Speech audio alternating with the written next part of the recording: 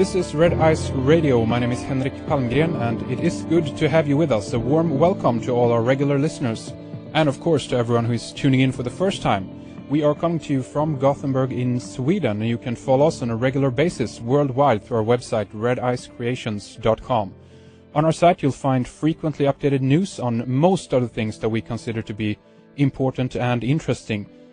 Things are moving so fast, it's almost impossible to keep up with everything, but that's why we recommend your tips, your feedback, and alerts as well. On our site you also find radio interviews, webcasts, films, and other video material. Check out our members area for full access to all of this material. We do interviews with authors, researchers, filmmakers on many different subject matters.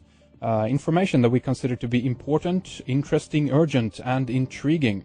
And we're not afraid to go into unknown areas, and wherever the information leads us. No topic is off limits as we search for answers. The conclusions, though, about the information presented here, we leave up to you. It's the pursuit of truth that counts.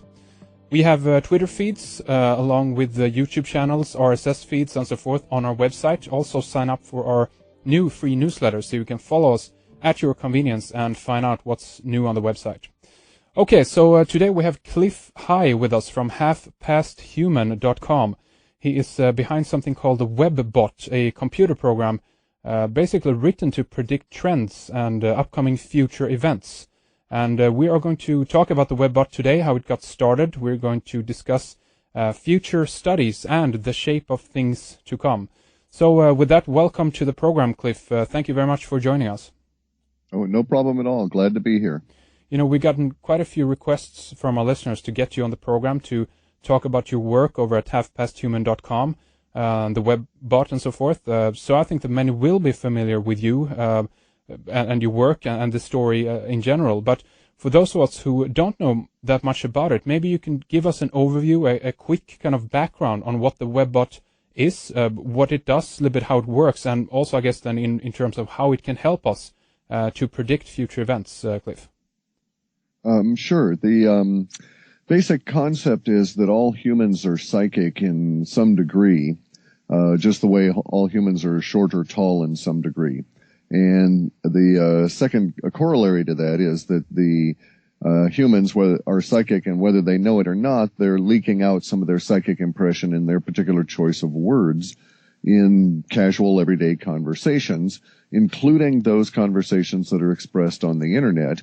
And that we are able, with software that goes out and reads such conversations, to gather in all of these millions of psychic impressions, boil them down to a thick syrupy mass, and skim the top of it for forecasts.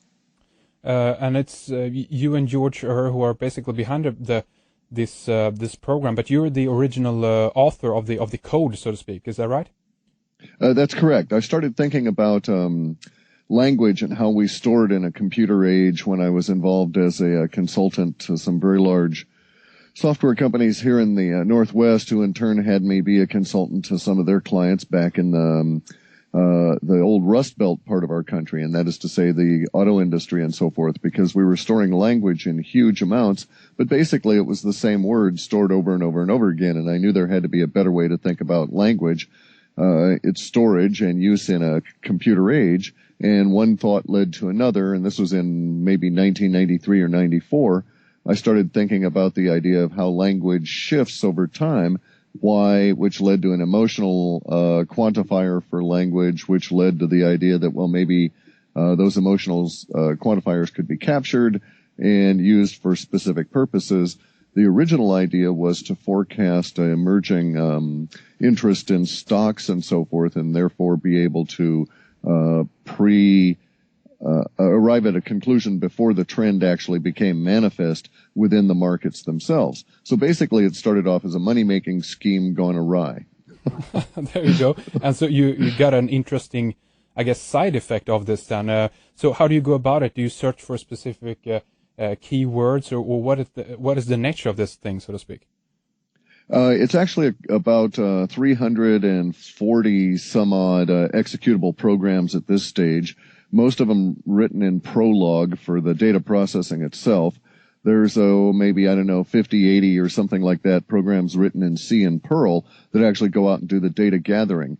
They take as their seed list about 300,000 search terms that we've identified as the descriptor set of archetypes that we're interested in from our lexicon of 1.7 million words that have been defined with emotional parameters. So they take these 300,000 seed terms and they go hunting. And we really don't care about the seed term per se.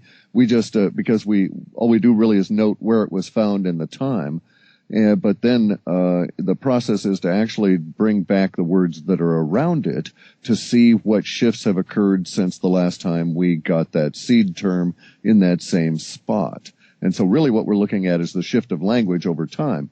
And it's kind of interesting because it parallels how language evolves in natural human use in the sense of we're always creating new slang. And the more emotional stress we're under, the more new slang we're going to create. I believe that slang is in essence a side effect, if you will, of the fact that all humans are psychic. And it's not that we're looking at slang per se. I just cite it as an example of how in a macro level language changes over time within our species. It need not. You could, for instance, imagine a species where language was relatively static except for the invention of new words to accommodate new technology, for instance, and that's really the only need for a new word. However, in our species, we think our emotions are not those of our parents, and we need new terms to express our emotions in our context as we come into the world. And so we invent slang and new uses for words, and language morphs over time fairly rapidly. Make sense? Makes sense. And so how does the program actually filter this out and kind of make coherent sentences for you guys to read, or how do you go about searching in this information that the bots bring out? It's very much more complex than that. I wish it did spit out the sentences. Then I wouldn't have to write the reports and the interpretation. I could just gather all those, paste them in a document. There you go. Yeah. No, what it does is it brings back words associated in a mind map, if you will, relating to high-level archetypes, primary, secondary, tertiary support for those archetypes, and then down ultimately into detail levels. So you think of it as like a pyramid. So the seed word comes back at the very top of that pyramid, and then associated with that might be 30 or 40,000 words going down to the detail level.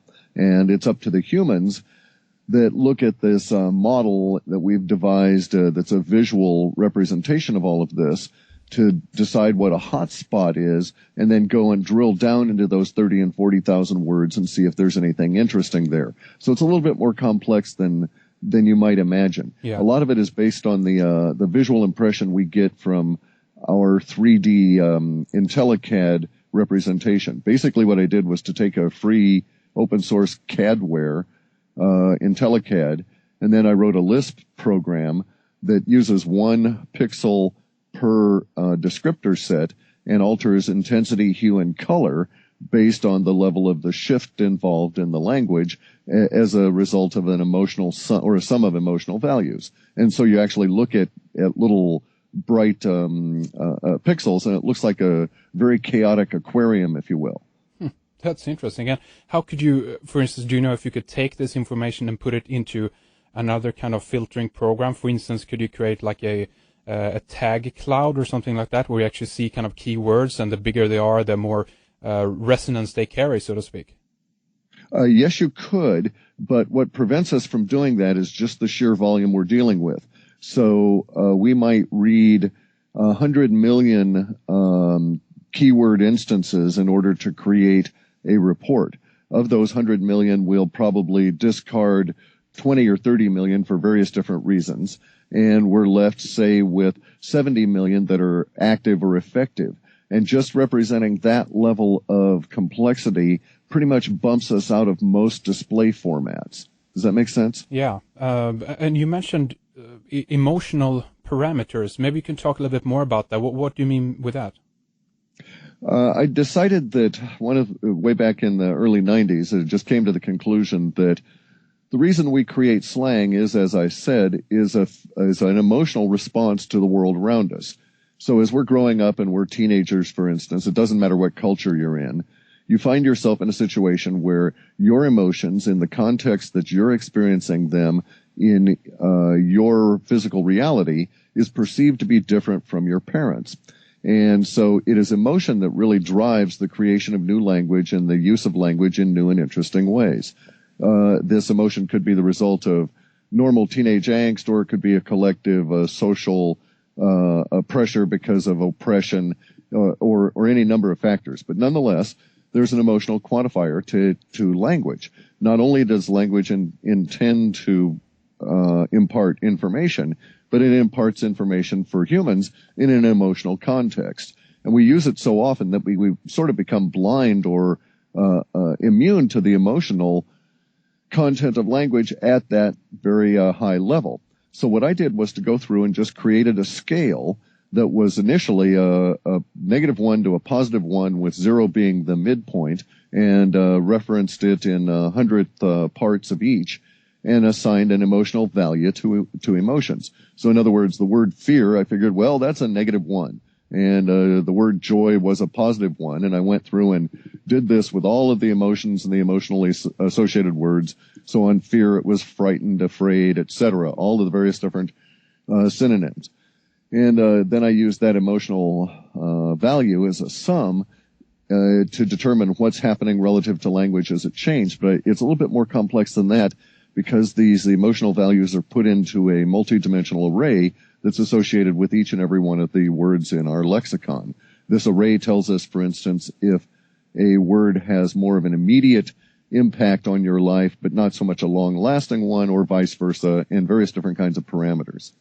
That's very interesting. Sort of makes sense. Yeah, that's very, very interesting. In a way, I guess you could say that what you guys are doing here is a very, very advanced form of Google Alerts, maybe? Would that be a fairly comparison to make here?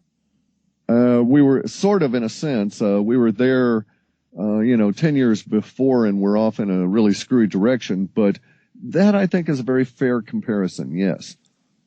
And in one way, to me, it sounds like you guys are tapping into, I guess, the human collective unconscious in a way. It's almost like if we look at the World Wide Web as the mind of humanity as a whole, considering what we write about, what we talk about online and so forth, this becomes as a way of almost tapping into that. Would you say that that's correct?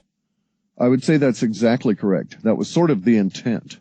That what we really wanted to get at was the bleeding edge of that unconscious to conscious transition, and the only place to really grab it in a text-based world was where the individual words were changing in the same sorts of conversation.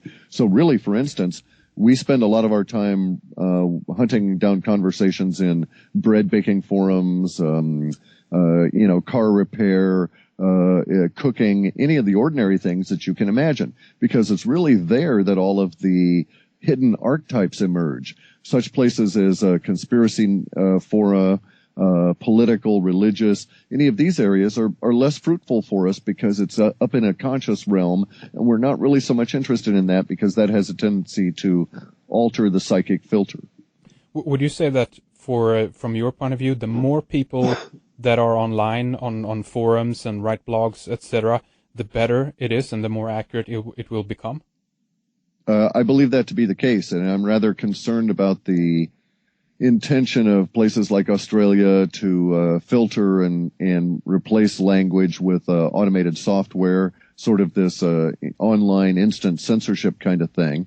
And then there's been real problems for us as China grew to the point where their internet was dominated by the central authority. We found ourselves blocked from a huge level of resources of actually very prescient and psychically oriented people that was very nice to mine, and now it's been blocked to us. So there are issues in the future. Has anyone from, let's say, military or other kind of information gathering, unit or government agencies or so forth shown any kind of interest in your software? That's kind of that's a question I hesitate to answer directly because there's sort of a yes and a no component to it. Yes, we have a number of military people that are subscribers and they read it I'm sure a number of the more shadow government kind of people are also subscribers and read it, as well as those that are, outspokenly at .mil addresses. But in an official sense, no, we've never had any of the, big SUVs drive up and a cadre of officials come on out and say, hey, let's talk. And you mentioned a little bit here about, the way you search sites and so forth as well. Maybe we can talk a little bit about what kind of sites you monitor. Have you gone and plugged domain names into the search spider or the search engine yourselves, or do you scan the entire web with aid of other search engines, or how does this work? It's actually the latter. We have our own built-in inherent search engine that's what's known as a following or trailing spider. And that is to say that our spiders are given an initial key address. They may be given, a list of 20 or 30,000 forum to start with. And they would start with one of them. And it's very complex because the spider has the ability, the heuristics involved, allow it to go down 256 layers in links from a keyword outward before having to trace its way back and begin at the next level. So this data gathering process is 24/7 for weeks continuously just to get us to a point of about 40 or 50 million reads that we can start our interpretation. And it does get very complex. Some of the spiders don't return until the very end of the process, whereas others find very few interesting links and therefore don't go into these long spirals. Because each and every link up to a certain point allows them to go an additional 256 layers and so on. So you can see that it can get rather mushroomy, so to speak. Yeah. However, we now are taking advantage of some of the other interfaces that are allowed at the search engines, and we have a keyword search that uses regular expressions of some complexity that are in fact created by a Prolog program, and that then use the search engine core storage and sort of root around in that as a starting point. So we're sort of covering it from both sides. The real key, by the way, is to find sites, and the ultimate thing is to recognize new words when they form, because frequently the words that are brought back are meaningless to us, but if you can catch the new ones as they're forming usually in music or extreme sports or some of these other areas, boy, then you're really onto that, because you can follow that emotion as it matures. That's interesting. And do you follow mainstream news media and also alternative news media, or how do you go about that? Yeah, those are read routinely, both as a couple of starting points within our list, but frequently we also, of course, the spiders also get links to those. So it might go from hunting on a keyword related to, say, sunflower seeds. And then that it finds an interesting link that leads it over to a conspiracy forum, which then in turn leads it back to an article on the mainstream media. That kind of a deal. So it's a cross domain name, so to speak, and you search certain kind of, what do you call it, subdomains or below Correct. Levels? Oh, okay. Correct. Really interesting. And so how many years have you guys been doing this now then? My first real run was done in 1997, and I've been doing it pretty much continuously since then. So 11 or 12 years now. And what is the image that is starting to building here both in terms of accuracy, I guess, but also in terms of where things are going? In terms of accuracy, I always say that we're twice what chance would allow, but that of course means we're still wrong half the time. And that's rather a misleading statement, and I don't do that deliberately to mislead, but for those people whose monkey minds want to deal with numbers, it gives them a fair approximation of where we're at. We're about 51 or 52% right in the main, if you wanted to look at it as a sheer number of words that are actually matched up. However, our accuracy is a little bit more complex than that, because at an archetype level, it's extremely accurate.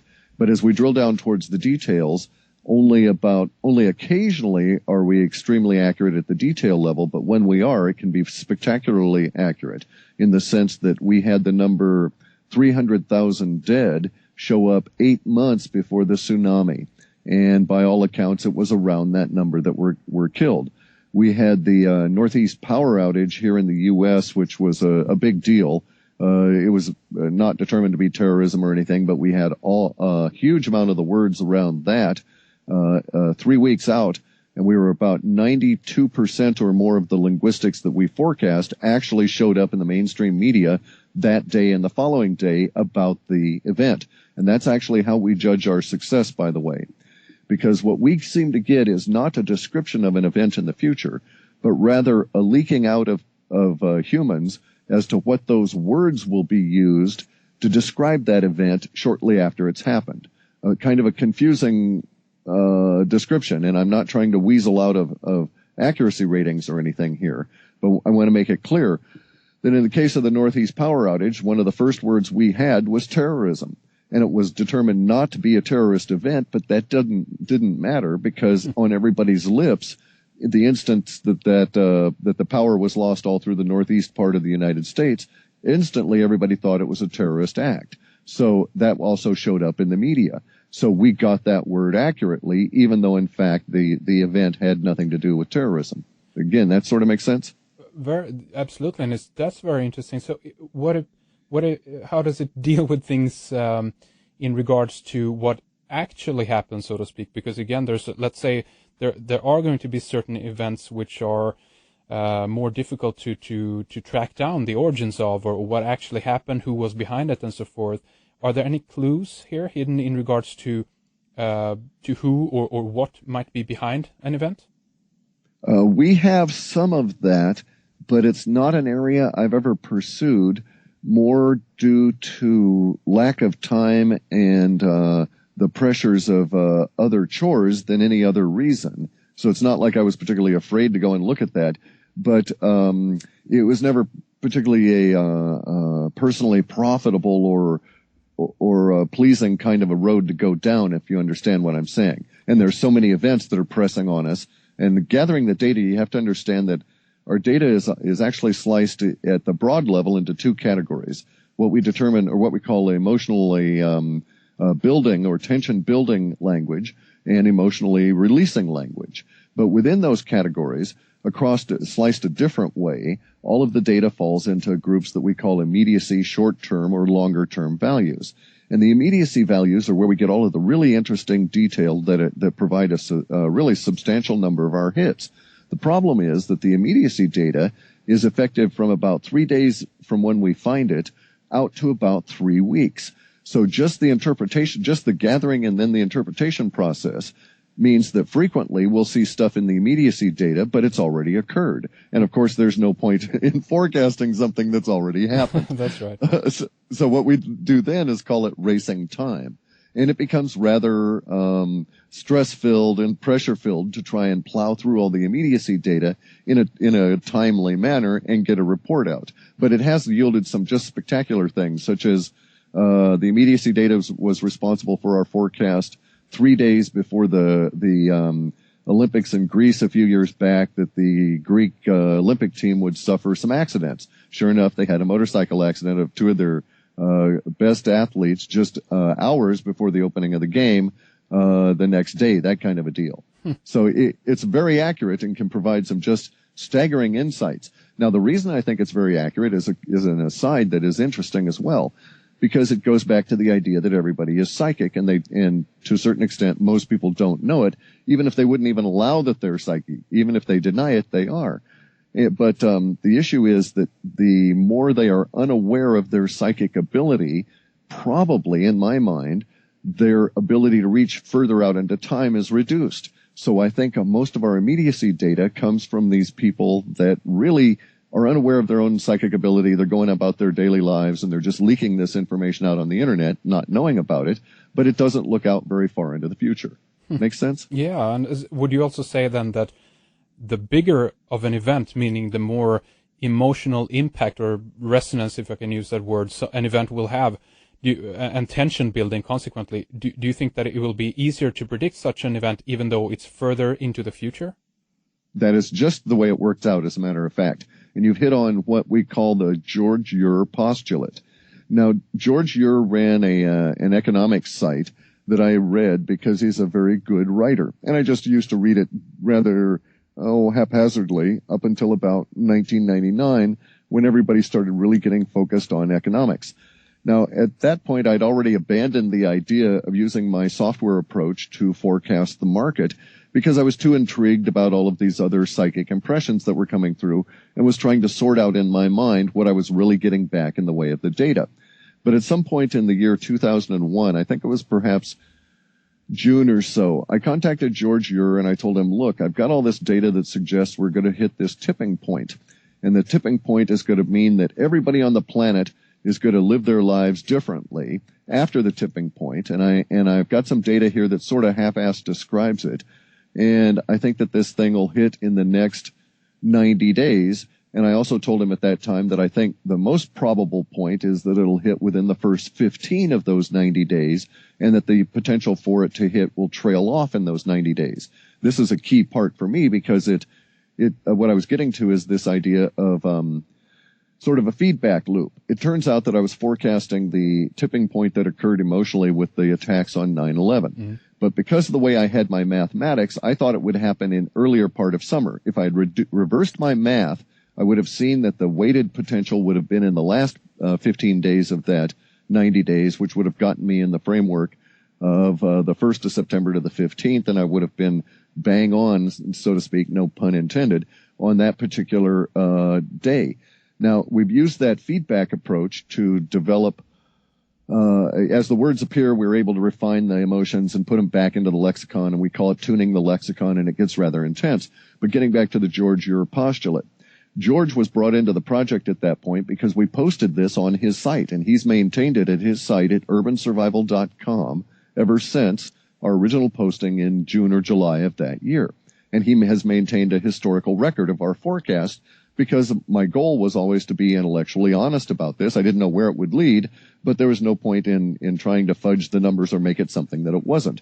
And I really wanted it. It was very tedious to do, and I kind of really wanted it to crap out on me if it was going to.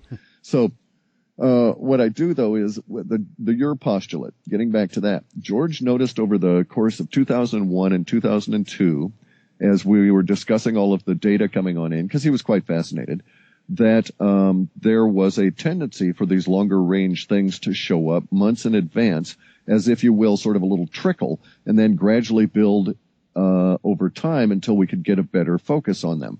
So indeed, you're quite correct. The longer term, or the larger the emotional impact, the further out ahead of it we will see that event.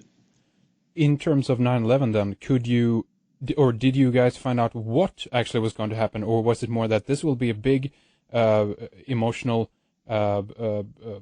resonance here, but we don't know exactly where or what will happen? Or can you find out more details at that point when you see something coming, so to speak, on the horizon? Can you target in on that more specifically and find out more details about it? Yes, we can, and we have our original post at George's Urban Survival site, which was basically like 1 or 2 paragraphs about what I called Screwy Theory 153. And it describes what we saw sort of coming. But here's our issue. At that point in 2001, I had my lexicon. It had 300,000 words, but I was only up to the M's in terms of getting an emotional quantifier attached to the major words. So I hadn't reached the point where I could have quantified the T words and picked up terrorism. So our description shows it as being an accident plus military. Somehow we knew it was going to be a, quote, military accident. And that's what came through in the data sets. And I'm convinced it was because we didn't have the word terrorism modeled. If we'd had terrorism modeled, that would have risen to a higher level of archetype, and then the accident and military would have made sense under the idea of a terrorist act. So basically what it was a limited structure on the lexicon, because bear in mind, I started off looking for words that were essentially associated with the economic system, and bonds and stocks and all that kind of stuff. So I had a lot of those words modeled, but I didn't have a lot of the more general words modeled. And in fact, it took us until 2003, I think, to go through that initial 300,000 words. There you go. And what would happen, so to speak, if a government, for instance, is trying to put out propaganda about something? They're trying to put out information or even misinformation about something in order to create a consensus, so to speak. Is this also something that would be reflected, and can you discover if it is indeed true or false information? Well, we can see if it's true or false information, but we don't really ever go there. We do indeed see what we call memering, where the government is engineering a meme or thought virus, or let's not say government. The powers that be is an easier and better description. Right. Even though indeed their arm in getting it out might be the government, more often than not, it's their propagandic mainstream press. But the point is well taken, and that is that the government can indeed engineer thought viruses that they wish to have sweep through the population at large, and they do it all the time. From our viewpoint, the factual value of the position that they're taking is neither here nor there. It is this rather forceful, if you will. Let me put it this way. When a memering episode occurs, the number of words being used is limited, and it has a shock value through the data that is easily seen within our both visual representation and within the emotional sums because of the limited number of words. So it's like they take a limited number of talking point words and their propaganda arm just use them over and over and over and over and over again, and we get this emotional spike, if you will, that's very easy to pick out. Very interesting. And considering the background in regards to watching the money market and so forth, could you guys see anything in regards to the financial crash or whatever we want to call it that actually began about over a year ago now? Oh, sure. Yeah. We were actually ahead of things on the very first time I used that to any effect was actually in the year 2000. As a former Microsoft Consulting Services subcontractor, I had put some of the money I had made from them and purchased a few Microsoft stock, like 40 shares or something. Anyway, I used the software and it said, basically it said, bad things are coming. So I sold all of the Microsoft stock. And 2 weeks later, the whole thing fell apart in the year 2000. So it has indeed worked very well that way. And in a general sense, we were about a year ahead. Well, we started seeing our death of the dollar words in 2002. So that'll give you an idea of how much of an impact that's going to have in the coming year or so. The fact that we had seen it out 7 years in advance of its real first appearance in 2008, 2009, according to your postulate, means it's going to have a tremendous impact. So as an instance, the tsunami, we first got a hint of that 8 months out. So 300,000 people perish, and we had a land pushed back to a previous age, and we get an 8-month warning. So a 7-year warning is going to really be a globe-altering event. In any event, though, the stock market stuff we'd actually were able to peg the day of the most risk to the system, and that later on it came out we were within, the central bank and warfare model for the western part of the planet, was within 3 hours of a meltdown on October 7th. And it was at that, we'd been saying for a year that October 7th would be the particular day of risk. Even though the stock market or whatever, the financial system started to appear to come unraveled on the 15th of September of the 2008, the point of maximum stress was October 7th. And then we had a 5-month level of release language as was forecast. And so again, we're at that same position where our data now is indicating that in the future we have the next phase of this ongoing soap opera of the dollar death, and it will arrive very shortly.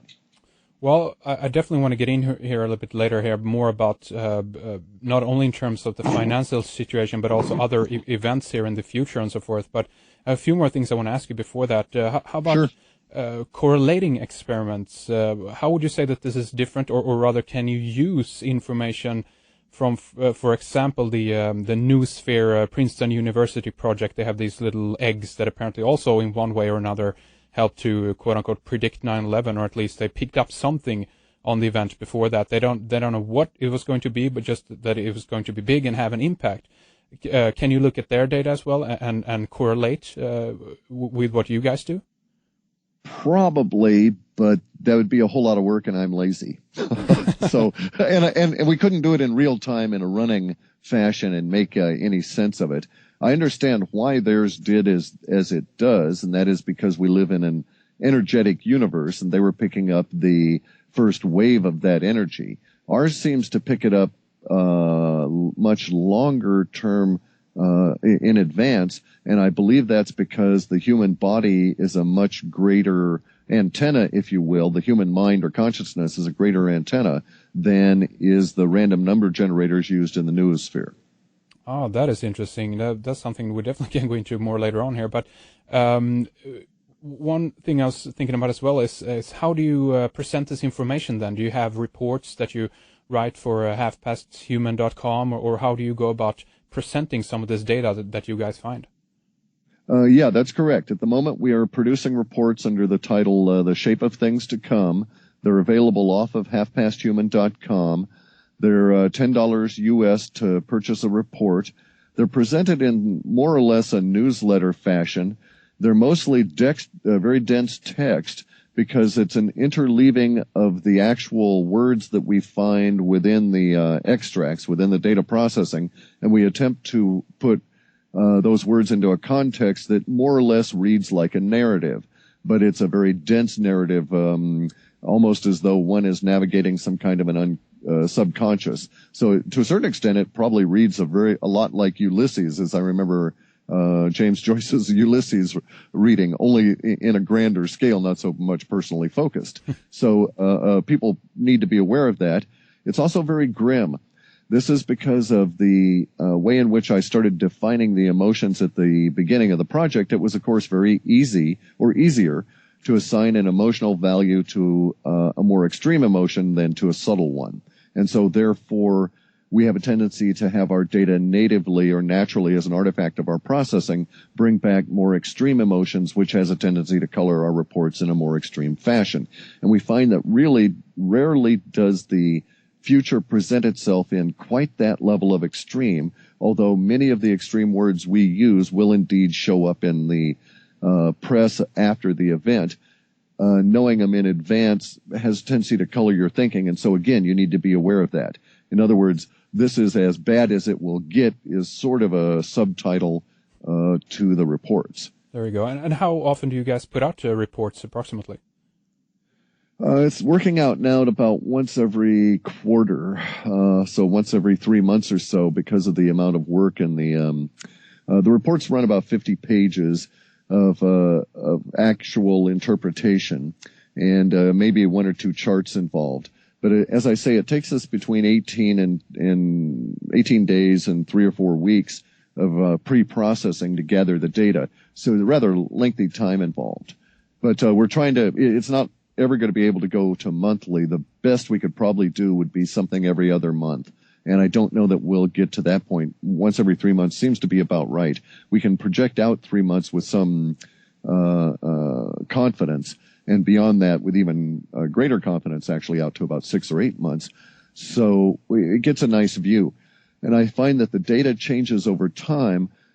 It's unfortunately for us, I think Terence McKenna is right, and there's some form of time compression, if you will, as we approach this 2012 business. And as a result of that, there appears to be more events, more data for us to process. So in fact, it may turn out that we're going to have to lengthen the cycle just because of the amount of data. There you go. So so what you've been able to assess in a way so far then is that this the time compression that you mentioned here, that is actually something that is taking place. I mean, I just mentioned it here in the beginning as well, so to speak, that it's almost impossible to keep an eye on everything that's going on. But this is correlated as well in terms of what you guys are finding then? Oh, it's empirically measurable, correct. I mean, ever since basically the first 200 executable programs that I wrote are still in use today. The additional 130 or so I've put in for display purposes or tuning or whatever.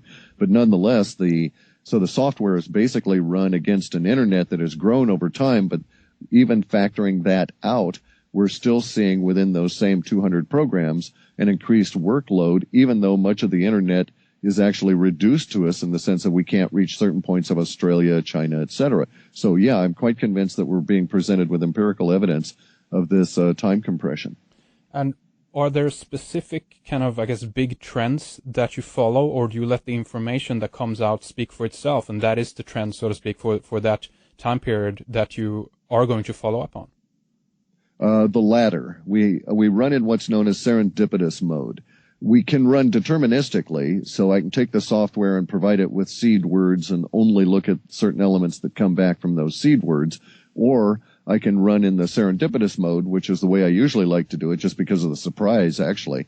But to let it go out, find the seed words, then go out and read up to 2,048 words on either side of the seed word, find and extract lexical links from that, and then use those to go off and hunt and bring back another set of words to begin the immediacy data grabs. So it's actually removed from my control as to what the words will be. And it's just up to universe as to where the spiders first encounter them and so on. And so in your view here, to kind of summarize, I guess, what we talked about so far, in your view, is this a way to actually predict the future accurately? I think it's a way to predict the language that will show up in the future, even if that language is wrong. So we have to be very clear about this, and because we're using language to discuss language. But here's really the situation.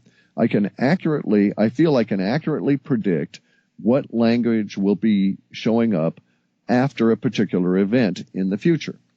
But if that language is distorted or wrong, that's the vision of it that I pick up. So in other words, let's imagine a situation in which the attacks on the Twin Towers in 9/11 were caused by nefarious elements within the shadow government of the U.S. and other international players for the powers that be, and not the greater Muslim Brotherhood or whatever led by Osama. So because everybody in the U.S. is under the impression after the event that this is an attack by Muslim extremists and radical clerics, that's the language I pick up. Whether or not that is true is not something that really shows up within our data. So we're accurate because that language shows up, but we might not be factual. Does that make sense? I'll see what you mean. It's like you know again what's going to happen, but that is based upon the language that it has been described in, meaning that if you pick up the trends from official news sources, that is the reply, so to speak, that you are going to get back, right? Correct. It's as though we're looking through people's eyes in the future as they read newspapers or whatever about an event. And so whatever it is they're reading is what we pick up, not the reality of that event. And so, which is a little spooky. I never actually figured that this would ever occur this way at all. And it took us some time to determine that was the case. Yeah. And so if we go into here a bit briefly about some of the topics that I definitely want to continue an hour or two with you and go into much more in regards to the future. But if we begin with that already here, you mentioned rather a little bit in regards to the financial situation and so forth. Generally, is there something that you can mention to us about this? Where are we heading, and where do you see the outcome of all of this will become, and how long into the future here are you able to see? Do you see that as a big impact, meaning that it will be a big emotional impact because of the events in the future in terms of the financial situation? Yes, it's going to be huge, planetary, in fact, in terms of the financial system's impact on everybody. And as to how far into the future we can apparently look, we have our long-term data's level of maximum granularity decreases after about 19 months. So really, we like to make our interpretations based on the trends that we can see within a 19-month or less period of time. And right at the moment, we're looking at a very rough period of time for the whole central bank and warfare model that runs the planet. And that hard period of time from our data starts about November 4th of this year and extends all the way through November 2nd of next year. I read something as well about a potential something upcoming in October. Don't know if it was speculation or not, or something that you guys put out, but can you mention something about that? Sure. On October 25th, well, let me just say that on August 22nd of this year, our data indicated and had been forecast for that week, and it actually turned out to be on the 22nd. But we went into a period, I say we, the planet, went into a period of what we call release language, where the language is more about releasing emotion than about building tension emotion. The way I like to characterize it is that building tension is when you come across an accident or something horrific and all the muscles in your body tense up and you have that indrawn breath and your stomach muscles tense. And that's a building tension emotion. The release is just the opposite of that. It's where you're angry and you just start yelling. So you're releasing the emotion.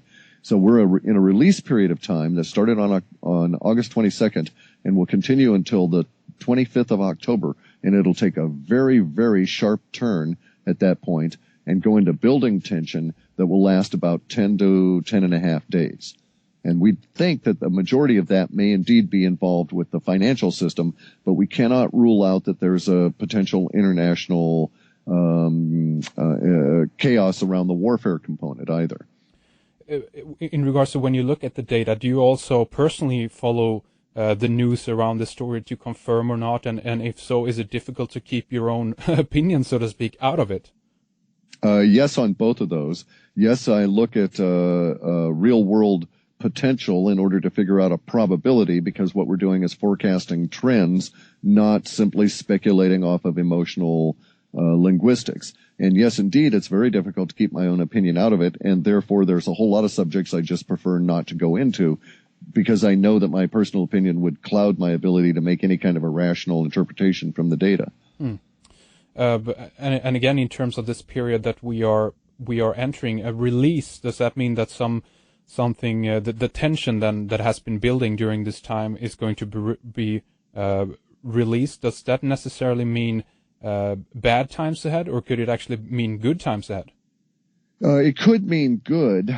In our experience, that has not been the case in the recent years. But release tension is neither good or bad. It's just the release of emotion. So, for instance, imagine a situation where we're in release tension now. Everybody's basically releasing their tension in the mainstream media about all of the financial system in a gradual sort of a sense. It doesn't appear too chaotic right at the moment. But say that it accelerated and we got to a point where in October, on October 25th, we had a Cuban Missile Crisis kind of an event. That is to say, what if we had a showdown over the period of from the 25th until of the October to the 4th of November between a nuclear-armed and ready-to-attack Israel going against Iran, and maybe for some reason Russia or China decided to join them, and so Israel hesitated, and we had 10 days of tension.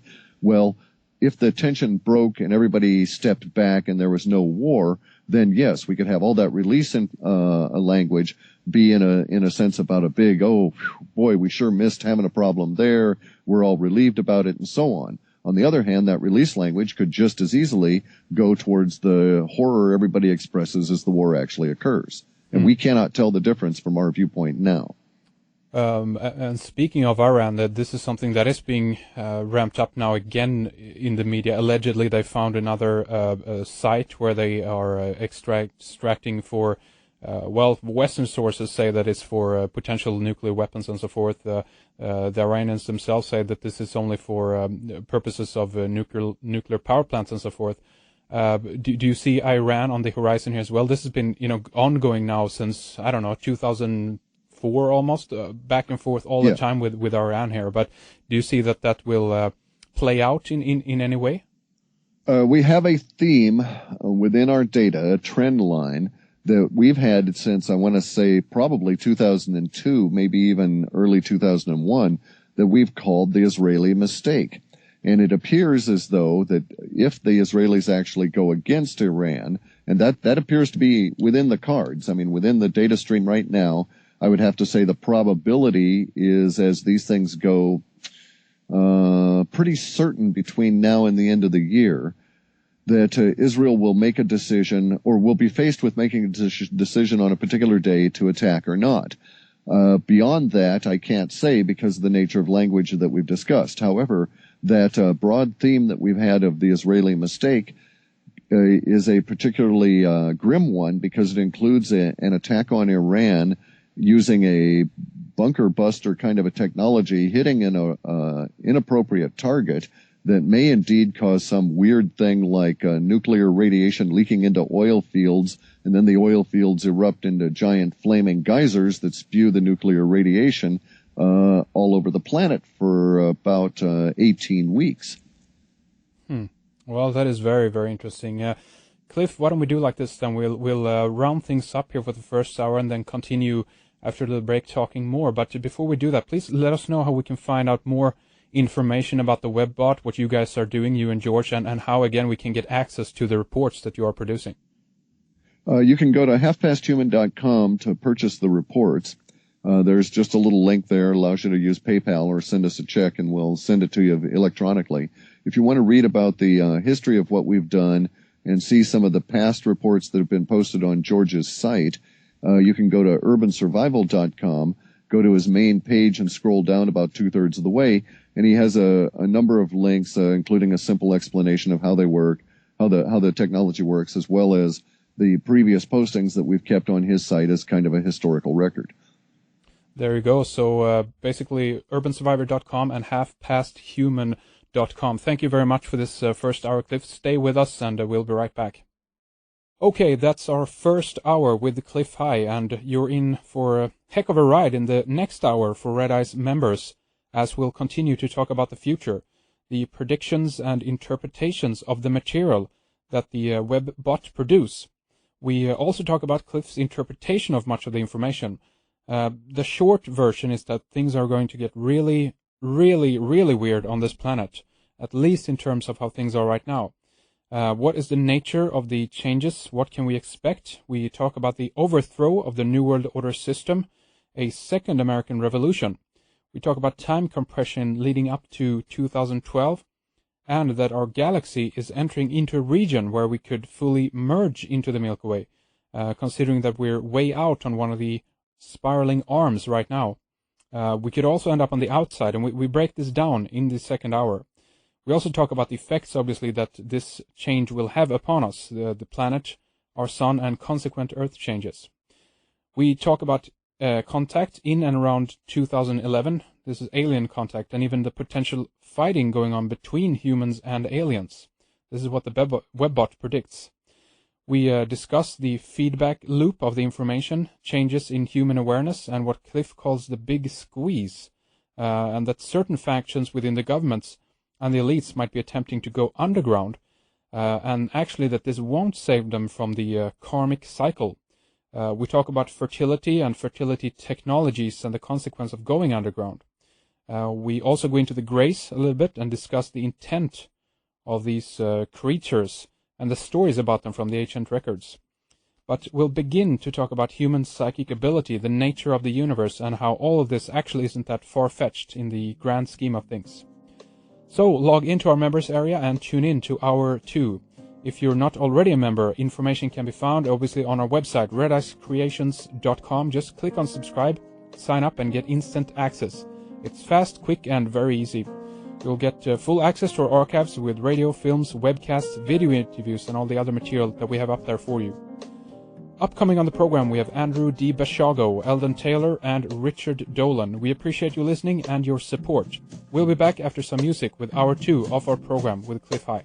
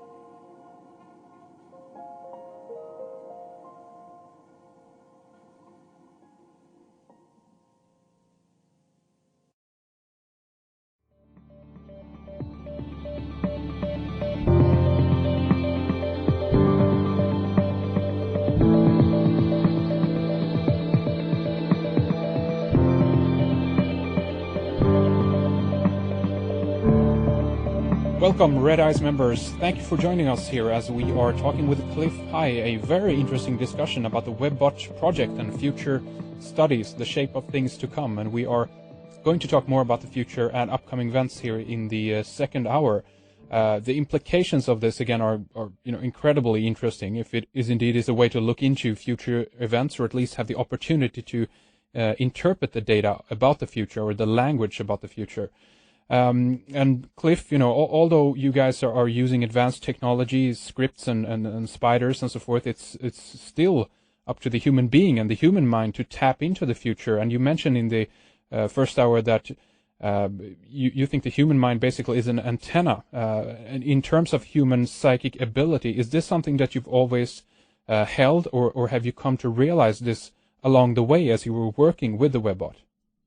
I have held the idea pretty much all of my life that the world is not as has been told to us by our schooling, and it's been reinforced by the work we've done here.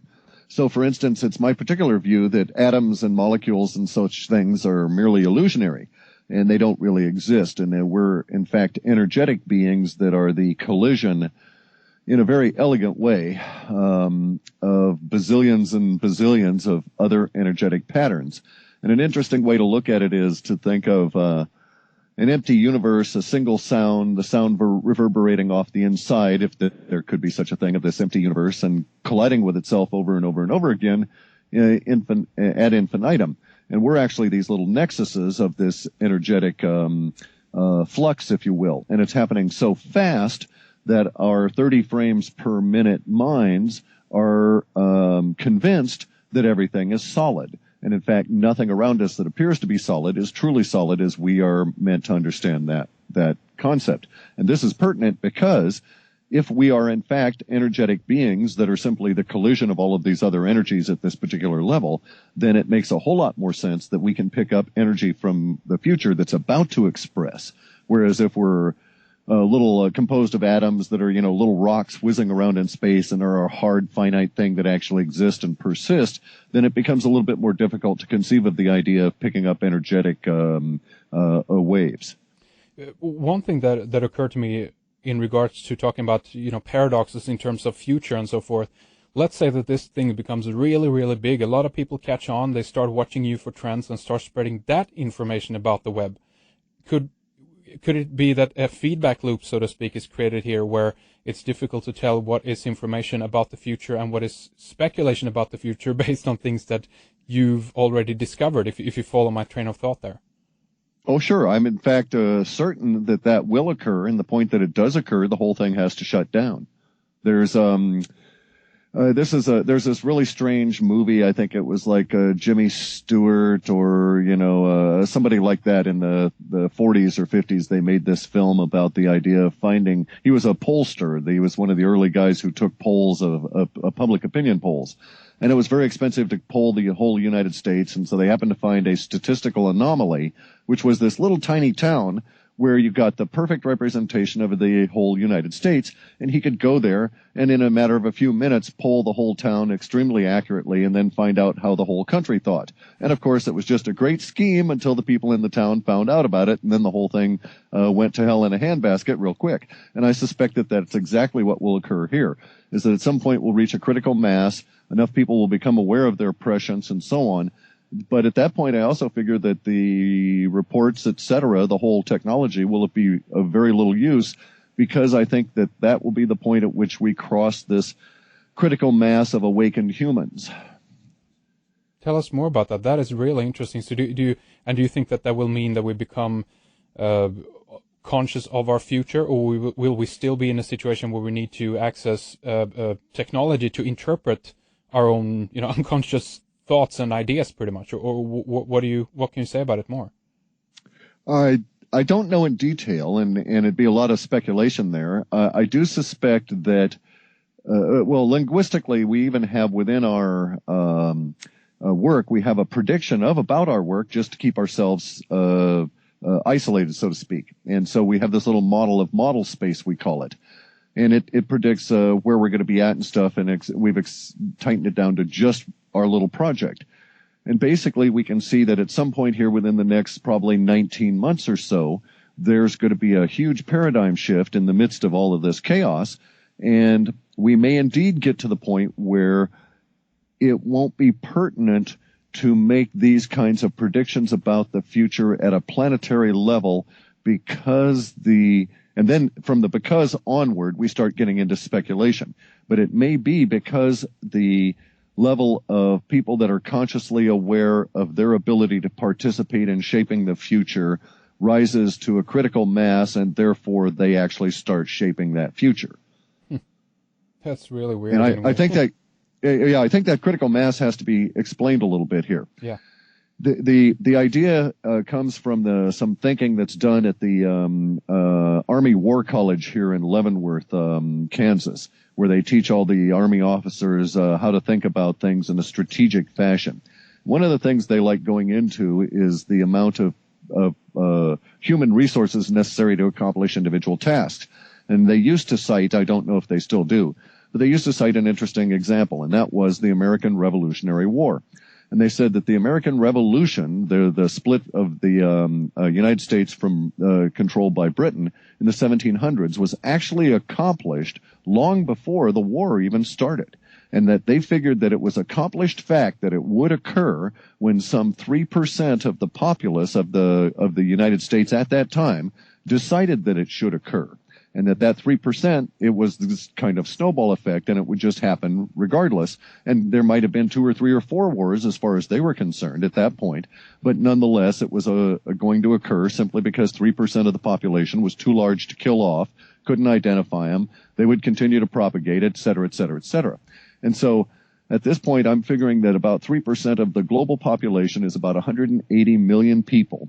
And when we reach the point where about 180 million people are aware of things and aware of how the paradigm is shifting, and they're starting to think in say the next generation of concepts relative to physics and everything else, that at that point our work kind of will fall away because they'll be the leading edge of a much larger wave, which would indeed subsume our ability to separate our work from that feedback loop, that self-fulfilling prophecy part. Is this in any way related to almost the phenomena of the 100th monkey effect or syndrome, that once it spreads to a number of people, so to speak, it will be known by the majority at that point? Do you think that that's what's happening here? I think it is indeed related. I don't think we're dealing with a causative effect or anything. I think that there's an underlying energetic causality to both. So in my way of thinking about the universe, the following kind of thing occurs. Every 22 trillion times a second, there's this pulse that comes out from the middle of the universe. It jumps instantly to the middle of every galaxy because it travels beyond the realm of the manifestation of time. From the middle of every galaxy, it goes to the middle of every solar system. From the middle of every solar system, it goes to the middle of every object. And this is the underlying pulse that creates all of universe. Our brains can conceive of and see it at a second level and sometimes millisecond level, but we can never approach this 22 trillion times a second approach. But because it's so highly energetic, and because it is at a wave level, such things as the 100th monkey effect or the critical mass really probably represent more of a situation of 3% of the antenna tuned, that they're picking up the wave just slightly ahead of all the rest of the antennas. They're in my particular model of universe, there's. Yeah, now I can hear again. You're back. You're just mentioning your model of the universe. Please take it from there. Sure. In my model of the universe, the fact that we're all energetic beings provides support for the theory of the 100th monkey effect, or the idea of a spreading wave of knowledge, whether you actually participate in that knowledge or not. And that also would support the idea that the second generation behind you is able to absorb that knowledge easier and so on, because the wave of that knowledge is more or less standing in effect around them all that time. And so certainly I think that that's part of the processes that our work has to take into account. Really, really interesting. And you mentioned the first American Revolution or the American Revolution, but there's a lot of people as well who are talking about a potential second American Revolution, and I guess the United States' role in the larger scheme of things, in where things are heading. We've seen, for instance, about a month ago, a couple of weeks now, 2 million people, for instance, marching on Washington and in protest of both Obama's health care, but also the economic situation we're in and so forth. Can you see anything in regards to where America is heading in the future, Clif? Revolution, insofar as the American Revolution, is not yet complete in my way of thinking, but whether we term it the Second American Revolution or not, the revolutionary wave has reappeared in the planetary populace. It's not limited to America, and very similar to the revolutionary wave that involved the French Revolution, the American Revolution et al. We're going to have another one of those waves that will indeed go around the whole planet. It'll start this January and February. In fact, it's already started, but it'll become very visible to everyone, or to a larger majority of the populace in January and February. It's going to be rather nasty because the powers that be are going to be very brutal in their attempt to retain control, because they figure they have nothing to lose and very short period of time in which to exercise their ability to alter the future. Do you think we're talking about scenes that we've seen unfolded in terms of the G20 meeting in Pittsburgh? People are taken off in unmarked cars by military. People are talking about FEMA camps. Will this thing turn violent, do you think? Oh, certainly. Unfortunately, that is the case. I think that not enough of the revolutionary movement that's coming through will be, I think it'll be too rapid, actually. I think that the revolutionary movement will explode too rapidly within the populace for it to be contained and be smart and develop into a non-violent revolution. Plus, Americans have a tendency to be violent anyway, and we've got all kinds of weapons to that effect. So I think that the revolution within the United States will indeed be more violent than it need be, and probably is going to be much more violent than in other parts of the planet. But it's going to spread throughout the rest of the planet because it's not really a revolution against Obamacare or the economic situation that Obama can control. A lot of people may think he's at the top of the pyramid, but he's 27 layers down in security clearance, so he's 27 layers down in the line of control. And ultimately, the revolution will be against the top layer and will kind of bypass all the minion and the political elite class. If we talk about outcome here, or the motive, or why people are doing this, are we talking about basically the overthrow of the New World Order system here, or what do you see that this is? You can look at it a couple different ways. If you want to look at it at the mundane political level, you're indeed talking about just that, the overthrow of the New World Order system, because there's enough people on the planet at the moment that we can no longer afford to pay for a political elite that doesn't have to work, so to speak. So everybody on the planet works except for the political elite, the royals, the religious elite, and they eat at our expense. This is going to become too critical over these next couple of years for us to allow that, simply because of the pressure on everybody being able to eat is going to become too great. But at the same time, we're also going through a period of time that Gurdjieff referred to as the solilunius, and that is external energies from outer space, so to speak, are making their impact felt on our solar system and indeed upon us, because here we are as those vibrating antennae. So it is true at one level anyway to think that the revolutionary trend originates off planet and is perhaps part of our galactic alignment kind of a thing. Really interesting. And so in terms of the whole 2012 discussion here, is there additions that you can make to that discussion? I think a lot of people are listening to this program will be aware of what we're referring to when we mention that date, and I guess that you have a pretty good eye on it yourself. Many people predict doom and gloom, obviously. If you talk about transformation of the human consciousness, pretty much even down to the level of our DNA changing and so forth, what can you add to that, or would you agree with what is being what the consensus is out there about this subject, Clif? I'm not really aware of a consensus. I am aware of a number of burgeoning centers of thought around it, and I'm pretty much in tune with a lot of them. My personal thing is that I'm real paranoid about it because I observe the macro level changes in my environment. The sun shifting over from yellow to white over the last 12, 15 years, the increase in intensity and so on. So there is certainly something there. I don't know that I would characterize it as doom and gloom because I have a tendency to think of everything as a challenge, good or bad. and it's just a matter of dealing with those challenges. It's a much saner way of looking at the universe, in my opinion. But from the people that want to think of it as doom and gloom, they're going to get plenty of challenges that will meet their definition, I'm sure. I don't know about the idea of standing DNA changing or the idea of an ascension from a vibratory state in a material world. Let me state that indeed there may be a giant energy wave that comes from the center of the galaxy, the Milky Way galaxy that we happen to align with, and it indeed may send out such an energetic wave as to cause our DNA to transform, so to speak, into a greater level of density. But in my way of thinking, that means instantaneous death, because our existent 3D material body is tied to consciousness in a way that does not require the body if it's going to ascend to another level of density. Yeah. So in other words, no, I don't think people are going to be transported into some form of new golden age in their current 3D body into a fourth density or fifth density, that kind of thing.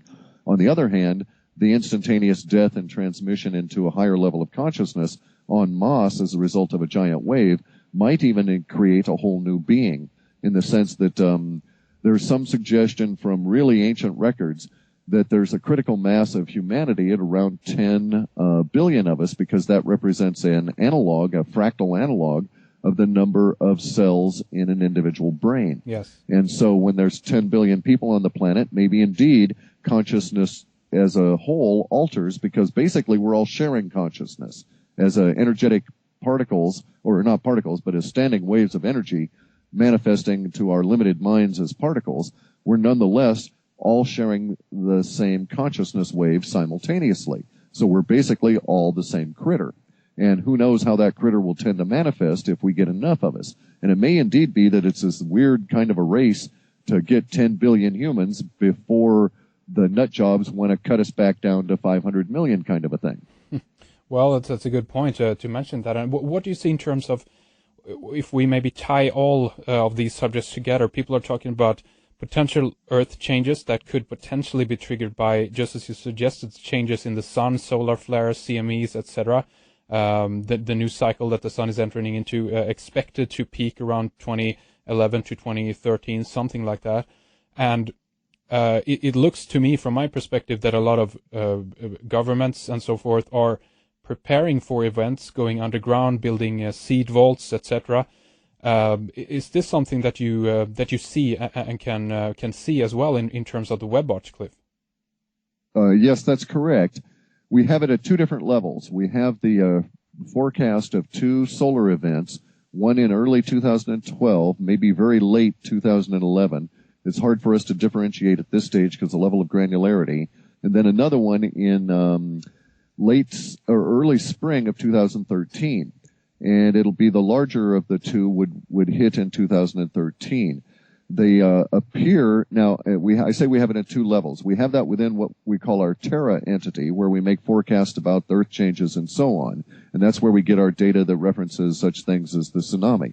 On the other hand, we also are able to track that same level of solar influences on the planet for at least two different shots, if you will, from the sun, from the fear language within the powers that be entity. So here we have a forecast from our Terra entity that it will occur, and then subsequent to that, we can find a separate thread of fear language within the powers that be entity that suggests that they're afraid that will occur. And so this appears to be one of the things that they are attempting to prepare against. Now, there's another component to all of this, and that is the following: that we've got within our Terra entity and within our Space Goat Farts entity, which is where we throw all of our unknown and all the officially denied subject matter like UFOs, space aliens, that kind of thing. Within those two entities, we've had a number of years now, we've had this developing thing that we eventually called the Big Squeeze. And it's a linguistic structure that suggests that the sine wave motion of our solar system around the ecliptic edge of the Milky Way, up and down over a 26 to 27,000 year cycle, is potentially going to not continue after 2012. Now, that's not to say that the world is going to end or anything, but there's a suggestion within this Big Squeeze linguistics that something radical is going to occur, and the radical nature of that is that the solar system that we call home will finally bond with the Milky Way. And it turns out that if you look at a lot of the stuff from the European Space Agency and from NASA, you find that the infrared photos suggest that there's some support for this idea, because it turns out that our solar system is not really part of the Milky Way. Really what we're part of is what's known as the Sagittarius Dwarf B galaxy that's been consumed by the Milky Way galaxy for the last 600 million years as they sort of collided, and the Milky Way galaxy is taking off bits and pieces from Sagittarius the way that a carnival fellow will pick up spun candy or cotton candy on a stick in little bits at a time, and it sort of stays in its form. Yeah. So here's the issue.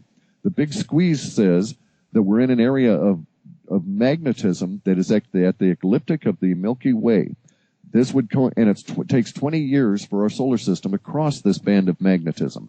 The magnetism is larger than is found within our solar system, so it has a tendency to override and crush down all the magnetics that we find within our solar system. And indeed, we see such things as the heliosphere and the heliopause. These giant magnetic bubbles around our solar system are being crushed back down, or they're reduced. There's no official word as to why that reduction occurs, and our scientists think of it as their weakening. I would prefer to think of it as being overwhelmed by the larger magnetism from outside. In any event, here's the remainder part of the theory. Our data suggests that we're at a bifurcation point, and that in 2012, which is the midway point of this 20-year passage of the ecliptic, we may actually become captured. That would tend to be supported by the Mayans' idea that at the end of the fifth world, there would be no further worlds. In other words, we wouldn't continue this sine wave motion up and down the ecliptic. We would just join the Milky Way galaxy, and things would be different from that point on forever, because we wouldn't be spinning around it. We would be part of it. Now, our data also shows that there's some small possibility that we'll continue on this sine wave journey and not bond with the Milky Way.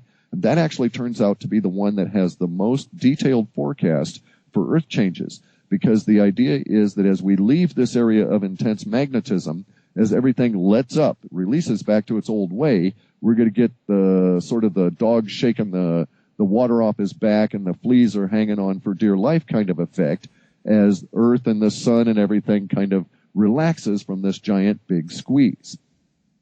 That's where we stand with that view insofar as our data. Wow, and the latter, what would that mean in terms of if we talk about it in terms of the potential, spiritual and changing effects in human awareness and so forth? If we talk about the latter, do you think that we will we? Well, I guess I can rephrase it and ask like this: do you think that what we're potentially facing here then is two different evolutionary paths to take, so to speak, and this is dependent on whether or not we will be part of the bigger Milky Way galaxy, or if we continue on our own, so to speak? Is that the case here? That's indeed the case. If we were to continue on our own, there are two separate tracks. There's a known forecasted kind of a pathway. That a lot of that arises from the Vedic and the Tibetan and other long-term traditions, where they speak of the time that we went through the last of these cycles, because they're of the opinion that the passage through the central part of the Milky Way bombards us with energy, whether it's photons or whatever. It doesn't really matter. For a period of time, it does indeed, if you will, boost things here on our solar system in the way of consciousness evolution. And so there will be some of that, albeit temporary. And from their viewpoint, if we continue on in this sine wave journey around the ecliptic, from the period of time of 2012 onward until about 2019 thereabouts, we're going to get into a period of time of increasing earthquakes, CMEs, all kinds of activity on all of the planets as it readjusts to coming out of this magnetism and gains energetic equilibrium. And that might mean a period of weeks or months of daily 7.0 earthquakes where you happen to live. It's going to get extraordinary. It could actually indicate whole continents that would subside, whole continents that would rise up. It would account for such things as the Atlantean legends and all of that. Now, on the other side, if we get trapped in the Milky Way, there are no historical or ancient record prophetical kind of things that suggest what that outcome is likely to be. But given that it would be a more permanent a focus, if you will, of this energetic new material from the center of the galaxy, it might indeed mean a qualifiable and quantifiable change in consciousness for everything. So, but we just, we've never been there before, and there just does not appear to be any speculation about what would occur. Let's say we have a miss, quote unquote, here then this time around. Do you think that will mean that we'll pass once more around another 26,000 years approximately, and then we get another shot, so to speak, to join into the bigger galaxy, or how do you see the outcome of that? Well, there's another issue there as well. The 26,000-year cycle is based on our sine wave motion, but the ability to join the galaxy only exists when that sine wave motion coincides with one of the arms from the Milky Way galaxy. In other words, you wouldn't join the galaxy in the gap between the arms. And so the next time that the sine wave motion would tie up in the middle of the of another one of these galactic arms would be about, I think, it would be several cycles, so it'd be in the order of over 150,000 years from now. And we have to also understand that this particular time, when we're coming down the sine wave arc, so to speak, into the ecliptic here and approaching that midpoint in 2012, we're at the most dense part of the third minor spiral arm of the Milky Way galaxy, which is a very fat little arm and very dense at this particular layer that we're coming down through it. The next time that would align like that, as I say, is at least 150,000 years in the future. So it's not going to be the hit or miss business. Gives us a long time to contemplate it. Indeed, but in any case, whatever happens here, be it one or the other, does this mean huge die-offs on the planet in terms of not only humans but also animals, nature, etc. As well? Yes, that's pretty much confirmed at the moment. Whether or not humans go as a species is open to speculation at this point. Some significant amount of humans will indeed die off over the next few years as we encounter the planetary stresses that are forcing all of the other species to die off. So far, we're in an extinction event that is as large as the sixth largest extinction event that we've encountered in the past. We may well rise up to the first or second level. We just don't know how bad it's going to be at this stage. But it also coincides with the 62 to 65 million year cycle in the evolutionary fossil record that indicates that these extra energies from space, or unknown energies from space, as we like to call them, indeed are in some way connected directly to the existence of new species. So this is one of those good and bad things, right? Yes. Not necessarily good for humans, but the planet is not at risk, and life is probably not at risk, although the human species may well be at risk. But there's nothing really we can do about this in terms of considering the forces that we're facing here, so to speak. We're just along for the ride, and all we can do is enjoy it and do the best we can, right? Or is there safe spots on the planet? Is there indeed, does it make sense, as most governments seem to have done, going underground and so forth? Do you see that that's a possible way of saving humans? I don't buy into that for a number of different reasons. The idea that the way I understand life and relative to the energetic field, and the fact that we're not little atoms whizzing around in space, means that to a certain extent, hiding in a hole in the ground won't lengthen your life one day at all. If your karma says you're due to die in that particular day, believe me, universe will find a way to make that occur. Just as though the opposite is also true. So you can be absolutely fearless in battle, because if you're not destined to die that day, there is no force in universe that will be able to separate you from universe. So it gives you kind of a nice freedom here. It also means that I am also against the idea of going underground, because something that the governments are certainly not taking into account is that the human body is, insofar as fertility is concerned, is 100% intimately connected with the sun. And we've got studies that show that if you take fertile women and men and shove them underground for 40 days, they become infertile. So the idea of long-term survival underground is absurd. And it certainly is only a one-generation issue. You could come on back out, and then there is a time lag. The longer you are underground, the longer that time lag and fertility exists. Plus, the fertility of the species is controlled to a great degree by these inner sun variations. There's in fact 3 spheres that turn in the giant thing that we call the sun, and they line up to perform certain tasks relative to the human fertility. So all of the infertility issues we've had over these past 30 years or so, as science is trying to overcome them, and we have the fertility clinics and so on, is a response to what the sun is doing, not the pollution in the atmosphere or the pollution on our planet, as is often cited. And it's kind of like going against a universal trend. So no, I'm not a big fan of the go dig a giant hole. I don't think it'll help. And if karma works the way that I think it does, a lot of those people going into that big giant hole are going to get a rather rude awakening. I love that answer, by the way, in regards to underground and the studies that have been done on human fertility. That's absolutely right. And do you think that, what about technology? Could that aid them in this effort, in this situation, to try to save themselves? We could talk about it in terms of cloning or some other kind of technology, artificial insemination, etc. We can extend this very far. But do you think that technology will aid these people who are attempt to bypass their karmic outcome, so to speak? No.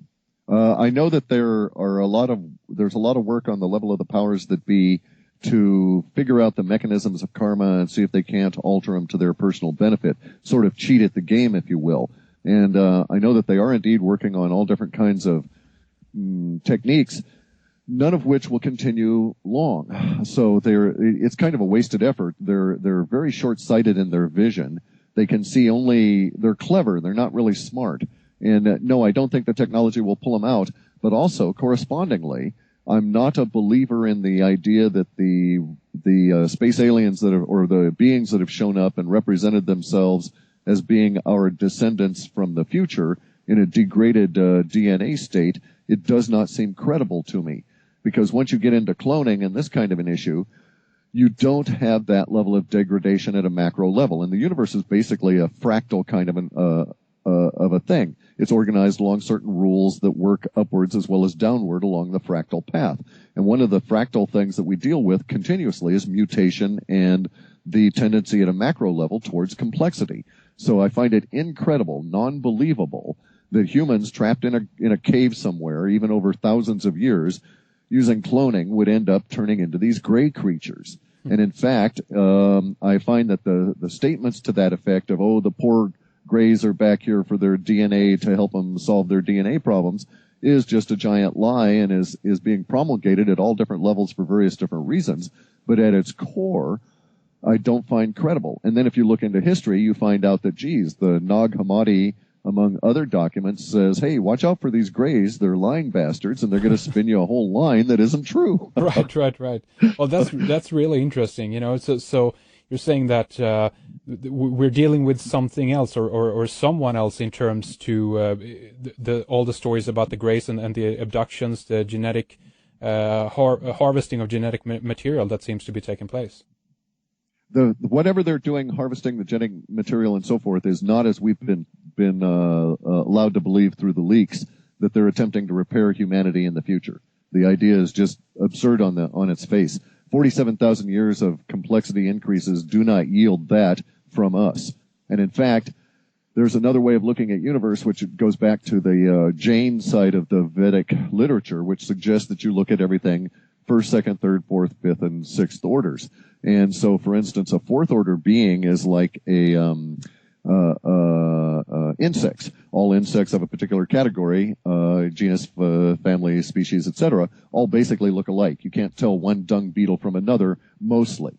And so that has a tendency to suggest that all these beings that look alike, as are the grays and being clones, they're a fourth order being from an older level of universe before the complexity has extended itself to the fifth order beings, which is ourselves. And thus the level of complexity increase would be towards a greater level of complexity, not a reduced one.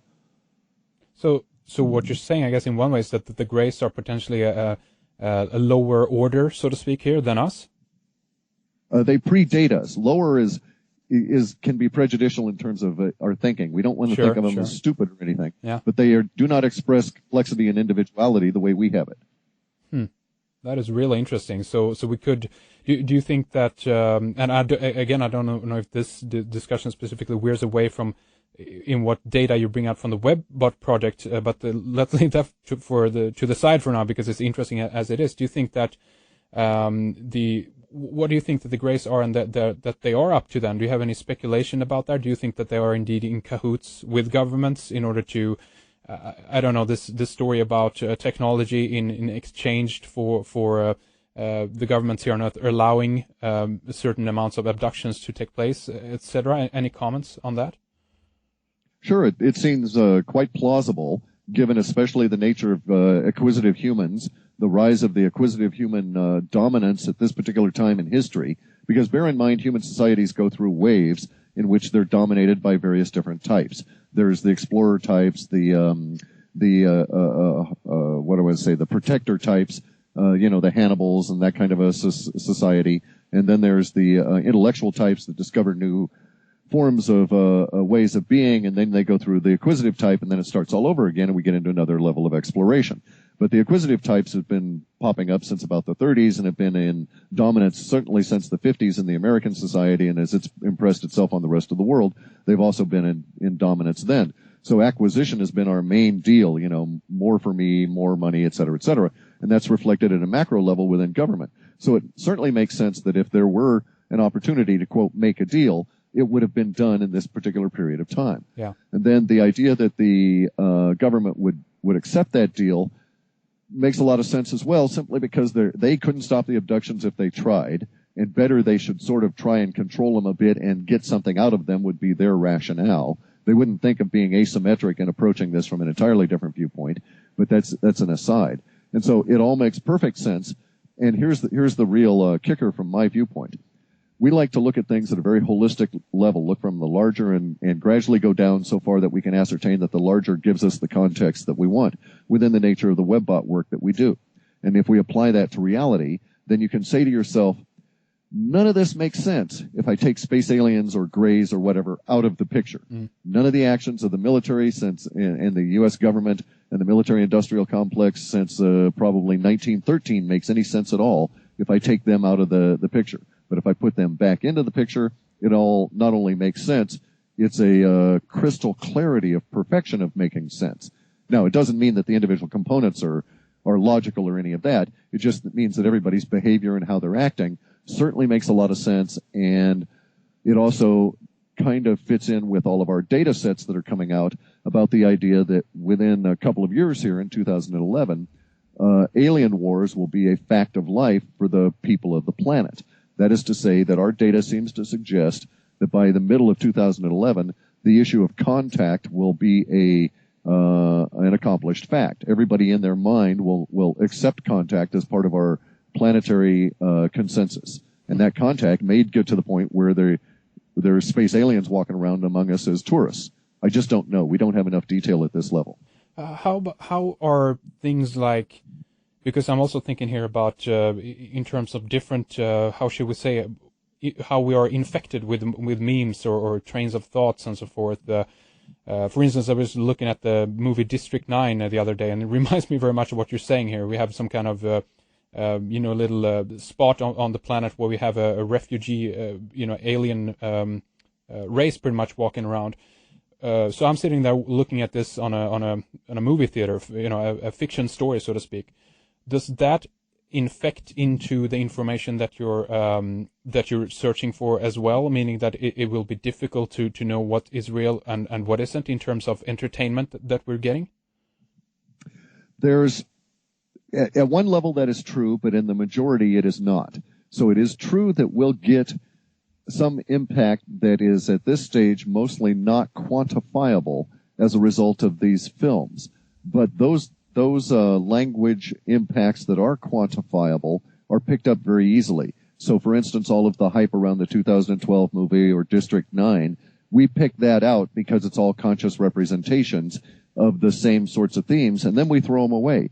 Because bear in mind, we don't look at our data from what is being said at an individual level. We look at what is being said in a vast collection of aggregates. So in order to have that effectively kind of alter our data, we would have to have hundreds upon hundreds upon hundreds of millions of people use those same kinds of words in their conversation in a very particular way for that to leak through into our data. And it seems at this stage wildly improbable that such a thing would occur. Now, on the other hand, there is no doubt that those films exist because the people that produce those films are in the same antenna wave as the themes that are behind them. Right. So in other words, I believe that they're producing these films now, whether they know it or not, whether it's willful or unwitting, they are producing them because those themes will manifest for us in the future. So, I mean, basically, in terms of, if we can term it that the regular Jane and Joe, their experience that they are having on this planet right now, from their perspective, things are going to get really, really, really weird here in the next couple of years then, right? Yeah, yes, indeed. We've, since about 2003 or 2004, we've had this data set show up that first was under cognitive dissonance, and then we had it under sun disease because it seemed to be connected to the sun, but it was going to be essentially a mental disease that would affect humans. And now we're just calling it surreal. And some people are going to handle it better than others. We're going to get a lot of people in our data sets that are described as just walking along in a crosswalk, for instance, suddenly stopping and having a short circuit in the brain, and they just sort of stand there and drool. And it's a result of the surreality of everything catching up with their mind and sort of shutting them down for a few minutes. And we suspect that there will be some level of manifestation at that kind of a reaction over the planet over these next couple of years as we encounter something that is just going to challenge most people's paradigms. I say most because there are people that are sort of looking for the new ones, and they'll at least be able to integrate it a little bit better. So in terms of what should we call it, protection or being kind of a little bit safe here, the best way to go about it is to actually just be aware and at least have at one point contemplated these ideas that it might possibly be true and it might possibly happen. That will give you a certain kind of protection right there, won't it? That's my way of thinking, is that the idea is to build those pathways in your brain for when they become necessary. Correct. Really interesting. And if we go back to this, the question of the alien contact again and so forth, did you mention alien wars as well? Will this imply human beings in this as well, or are we talking about just other civilization fighting, but we'll be able to be in a position where we can witness this, or what's going on here? Well, now we have to be very clear, and I want to say that we don't have any indication that you'll be shooting at space aliens per se. Okay, what we do have is at a very high archetype is the archetype of war. But we have to be aware that war has various meanings and flavors within that archetype, including contention and even non-violent struggles like Gandhi waged against the British. So all of that is within this war concept, and we don't have enough granularity to have enough specifics. However, what I can tell you at this stage is that there's going to be a contention at many different levels within the human society as we go through the contact experience. And one of the levels of contention may involve actual warfare, but it appears it'll be between competing factions of humans that may be attempting to control an alien technology, so to speak, or to control the interaction with alien technology, rather than humans against aliens.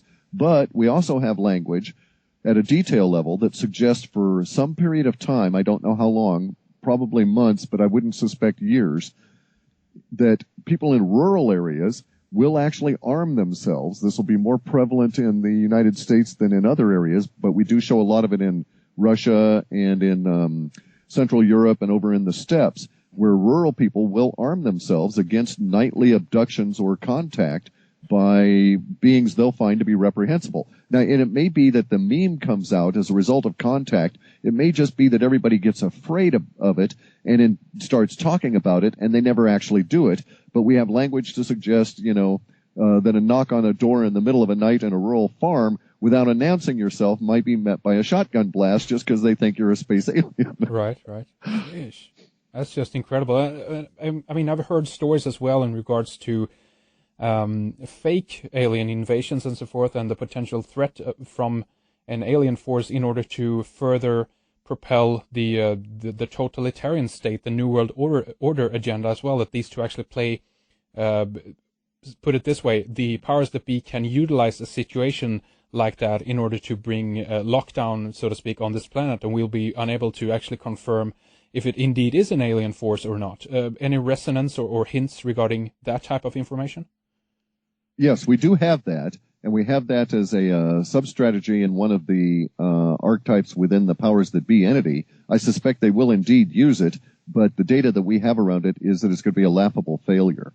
And it may be that it's superseded by real events with real aliens, or that it is such a crude special effect that we all laugh it off as being worse than you would see in a first generation game. There we go. And what you described it before in terms of taking everything into account is that in order for the picture to make sense, we must view it with a holistic pair of eyes, so to speak. We have to look at everything and incorporate that into the picture in order to understand the picture as best as possible. But beyond that, beyond the already weird, strange, and fantastic possibilities that we're looking at here in the future years, are there any other kind of unknown parameters that are lurking out there that we haven't even, or you guys haven't even been able to figure out or make sense of yet? Yes, there are a number of them that show up in the various data sets where I'm sure it's a case very much like in the 2001 incident where we don't have the appropriate language modeled. And if we did have the appropriate language modeled, I think it would be a little bit more clear. But for instance, let me give you the idea of a particular phenomena that we don't really have a language for, but we're calling them brain creases. And it comes from the German word for crop circle, which is corn crease.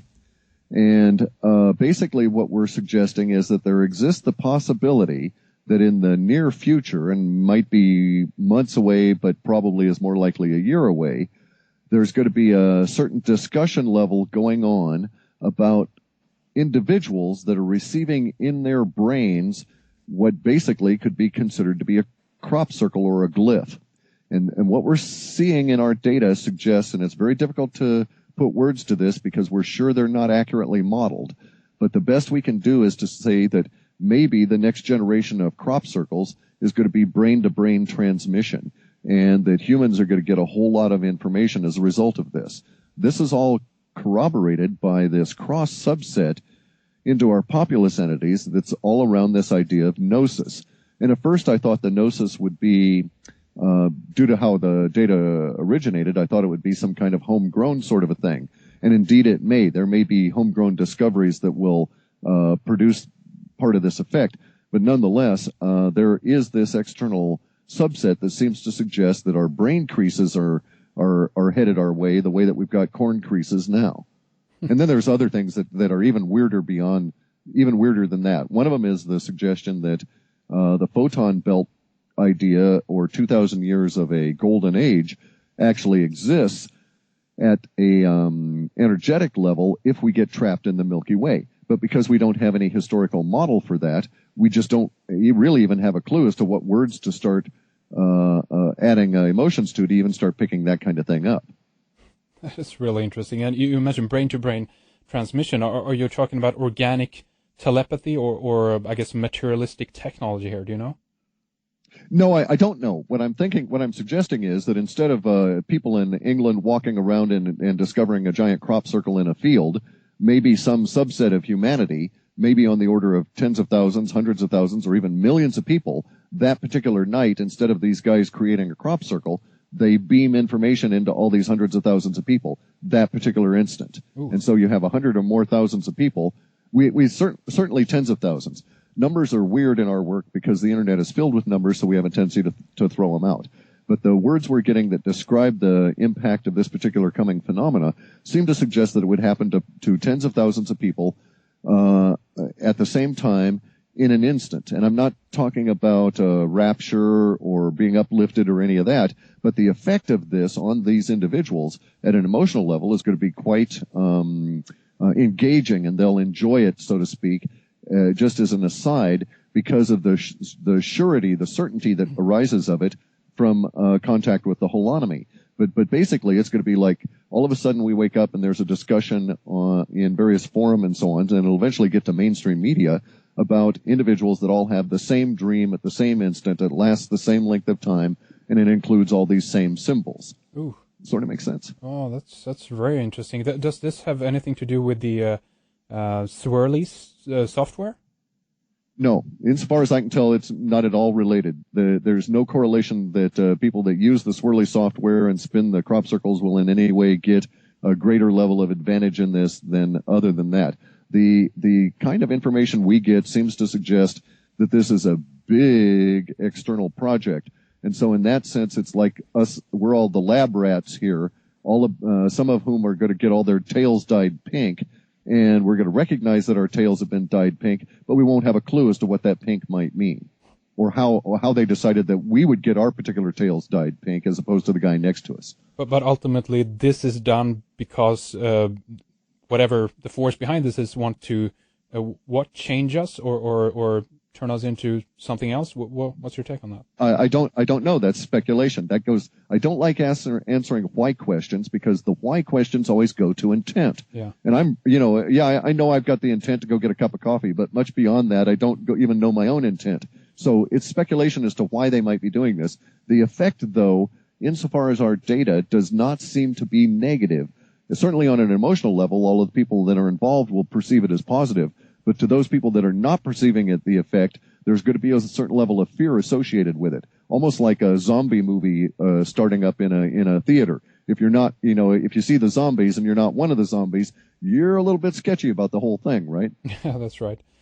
So, I mean, again, just to kind of summarize a little bit here, if this isn't true, we're in for a heck of a ride, obviously. And what do you see then in terms of progression of all of this? Will it slowly be implemented one thing at a time, or we just bam unfold, as that in the next couple of years here, or what do you see in terms of timing for all of this? It's going to be very much like if we were to characterize it and anthropomorphize it, then all of humanity is a single individual standing at the top of a hill, starting to walk down, and in the process of walking down, a few pebbles are knocked loose, which then start a little bit movement of sand, and you step into that sand, your footing is unsure, you trip over a stone, and from that point on, you're just struggling and desperate to recover your footing as you're accelerating down the hill. So it won't happen all at once, but once the whole process starts, you're going to have to be on your toes not to end up face first in it. Yeah, that's right. And personally, I'd kind of, we'll see what happens if and when we are into it, but I'd certainly, from my point of view right now, welcome a change like that and very much enjoy the ride, although I definitely understand that there will be some kind of, difficult dealing with your relationship to all of this, obviously, and process it psychologically and emotionally, obviously. But from your point of view, do you intend to enjoy the ride here, or are you scared of all of this? Oh, well, I'm a paranoid fellow by nature, but not as bad as like Igor, the guy who works with me, who chews his mustache off in frustration constantly. But no, I'm of the opinion that it's your personal karma that will determine how it all happens to you as an individual. And I'm quite fascinated because of the nature of our work. I'm desperate for surprise, and I love seeing change manifest, not only to plot against to see how accurate we were, but to actually find areas that are different and get that little surprise. So I'm going to enjoy all of this. Yes, it's going to be quite fascinating. Oh, indeed. And Clif, all I want to say here is that we obviously love to have you back at some point here and talk more about this stuff and the more that happens and is discovered and so forth. So we definitely leave this invitation out there for you to pick up on or not. But we definitely want you to mention again your website so people know where to go and how we can follow along then in the reports that you guys are producing. Well, we've got the report out there now that covers the period of time from now basically through to about November of 2010 with some detail. And we've got some real interesting stuff in it. So you can go to halfpasthuman.com and pick up that report. But we're all going to be living this starting October 25 onward. And I think you'll be able to wake up on the morning of the 25th or the 26th. We could be off by a day. And then and see the change in the language. And then you'll know that our ride's accelerating. We've just stumbled over that little bit of rock, and we're about to start heading down that hill. Very exciting stuff indeed. Thank you so much for coming on the program, Clif. I really appreciate you taking the time and spending it with us here today. Sure. Yeah, no problem at all. In the future, after we get into some of this, if it's all holding together, I'll certainly be quite happy to come back. Oh, excellent. Thank you very much, Clif. Thank you. That's our program with Clif High. Really interesting hearing from Clif and the material that the Webbot has brought forth. We will obviously follow the story and keep you up to date and invite Clif back on the program. Stay tuned to redicecreations.com for much more coming up. Part 2 with Andrew D. Bashago on Mars, Eldon Taylor on mass media persuasion, and author Richard Doland on ufology. Thank you for listening and for being a member. We appreciate your support, and until next program, keep an eye on the website for the latest.